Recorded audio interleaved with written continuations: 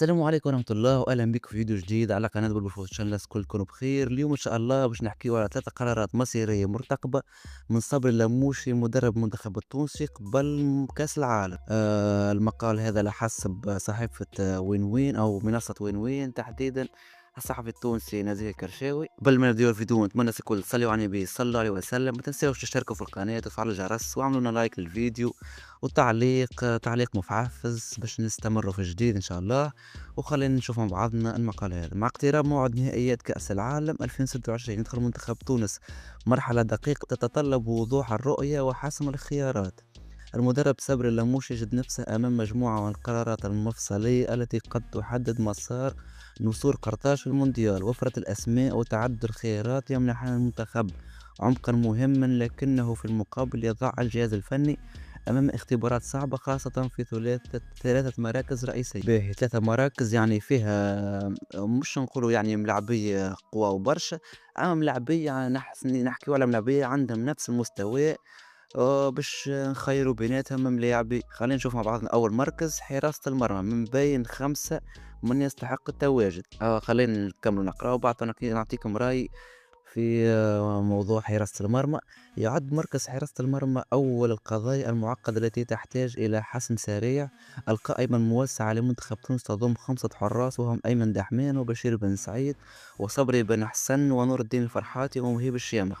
لكن اللموشي سيدخل المعترك المونديالي بالاعتماد على 3 فقط. القرار هنا لا يتعلق فقط بالمستوى الفني بل يشمل أيضا الجاهزية الذهنية، الخبرة في المباريات الكبرى والقدرة على تحمل ضغط المنافس. اللموشي مطالب باختيار حارس أول يمنح الثقة للدفاع إلى جانب بديلين قادرين على تقييم الإضافة عند الحاجة دون التأثير على توازن المجموعة. باهي. حراسة المرمى الحقيقة مسألة شائكة برشا، أما بالنسبة لي كواحد من الناس حاليا حارس الأول المنتخب التونسي هو البشير بن سعيد قولا واحدا، ما فماش اختلاف في الموضوع هذا. أول حارس ما هو باش يهز 3 حراس في كأس العالم، أول حارس باش تهز وهو ديريكت بشير بن سعيد. نحكيو على خبرة في المباريات الكبيرة موجود، تحكي على يعني حارس راكز قادر انه يعطيك ماتش باهي من غير حتى اخطاء موجود. نحكيو على حارس عنده حساسية المباريات، يعني يلعب بشكل اساسي موجود. يعني هذا هو الحارس الاول للمنتخب التونسي. بالنسبة للزوز حراس الثانيين، يعني الحارس الثاني والحارس الثالث، هذوما الزوز لموشي تو يتصرف فيه. بالنسبة لي صبري بن حسين ونور الدين الفرحاتي، هذوما ينجم يكونوا الثاني والثالث. وبالنسبة لي من دحمان الحقيقة نحترم يعني الفترة اللي عملها مع المنتخب التونسي، أما الحقيقة مستواه ما يأهلش بكل. تو خلينا نحكيو على المركز الثاني اللي فيه مشكلة إلا مش يلزم يلقى لها حل، اللي هي وسط الميدان. وفرت الخيارات تربك الحسابات. المعضلة الثانية تتمثل في خط الوسط، حيث تتكدس الأسماء وتشتد المنافسة. القائمة تضم ما بين 10 إلى 12 لاعب، يفرض على المدرب تقليص العدد إلى حوالي 7 عناصر فقط. هناك أسماء تبدو أقرب لضمان مكانها مثل حنبع المجبري، إلياس الصخيري، وأنيس بن سليمان، إن جارب راني خضيرة. الحقيقة بالرسمي هذوما الأسماء اللي ضامنين بلاصتهم في وسط الميدان بالنسبة للمنتخب التونسي. وفي المقابل تبقى عدة أسماء في دائرة الشك، على غرار عيسى العيدوني، فرجاني السياسي، حسام تقاو، محمد الحاج محمود، محمد علي بن رمضان، إسماعيل الغربي. كما أن التحدي الحقيقي هنا هو تحقيق التوازن بين الخبرة والحيوية، بين الأدوار الدفاعية والقدرة على صناعة اللعب بما يضمن مرونة تكتيكية خلال المباريات. باهي حكينا على الأربعة اللي تقريبا ضامنين مكانهم، اللي هما المجبري وإلياس الصخيري وأنيس بن سليمان وراني خدير. هذوما اللي نجم نقولوا الخبرة موجودة. نحكيو على ملاعبية يلعبوا في توب ليفو. حنباع البريمير ليج، الياس الصخيري البوندز ليج، راني خديرة بوندز ليج، أنيس بن سليمان شامبيون شيب، يعني ملاعبية يلعبوا في التوب نيفو في العالم. في المقابل الأسماء الآخرين اللي هما عيسى العيدوني زاد نجمو نحكيو عليه. فرجاني سياسي الحقيقة كان ما نهزهوش خير. حسام تقاء الحقيقة زاد كيف محمد الحاج محمود يمكن. محمد علي بن رمضان زاد كيف تك على جنب. وإسماعيل الغربي وضعيته صعيبة، أما على الأقل هذا نجم نقول عنده موهبة عنده حتى ولو وضعيته صعيبة تنجم تقول خير من 3 أسماء اللي قبل إسماعيل الغربي، كيما بورمضان وكيما شو اسمه فرجاني ساسي وحسام الطقا. يبقى الاختيار اللموشي بالطبيعة في الآخر. باهي المعادلة الثالثة وهي الجناح الأيسر، صراع الخيارات الهجومية. المركز الثالث الذي يفرض نفسه بقوة هو الجناح الأيسر، حيث يمتلك المنتخب التونسي عدد خيارات واعدة. من أبرز الأسماء المطروحة نجد سيباستيان تونكتي، إلياس العاشوري، وسيف الله الطيف، والياس سعد. الاختيار في هذا المركز لن يكون سهلا، إذ يعتمد على معايير متعددة مثل الجاهزية البدنية، الفاعلية الهجومية، والانسجام مع بقية الخط الأمامي. كما أن طبيعة المنافس في كأس العالم قد تفرض اختيار لاعب بخصائص معينة، سواء للسرعة في المرتدة أو القدرة على الاختراق في المساحات الضيقة. الحقيقة هي رأيي الحكاية هذي هي من الحاجات يعني المعضلة، من نوعية المعضلة البيعية، يعني معضلة بيعية.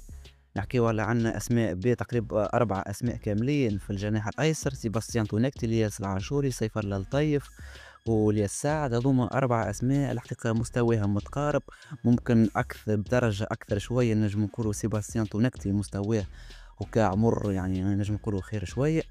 أما بقية الأسماء يعني كلها في نفس المستوى. والحاجة الغريبة والحاجة يعني المشكلة إنه الجناح الأيمن يعاني من شح كبير في المركز هذاك. يعني الجناح الأيسر عندنا وفرة كبيرة لدرجة إن ماناش عارفين أنه الملاعب اللي باش يلعب. وفي الجناح الأيمن ما عندنا حتى ملاعبي حاليا موجود، كان العياري في التربص في هذا، وما نعرفش في كأس العالم باش يلعب ولا لا.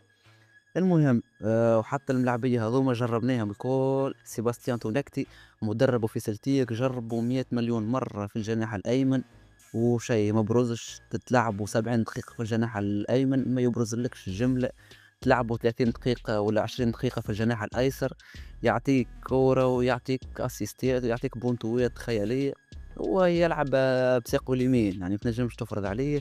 والياس العاشوري كيف كيف جربناه في المنتخب، وسيف الله الطيب جربناه في المنتخب، والياس سعد جربناه في المنتخب، كلهم جربناها. تحس المنتخب مايل على شيرة واحدة، مايل على اليسار. ان شاء الله نلقوا مبتغانا في المعضله هذه. المهم بالنسبه لمركز حراسه المرمى كما حكينا حاليا بشير بن سعيد هو النمبر 1.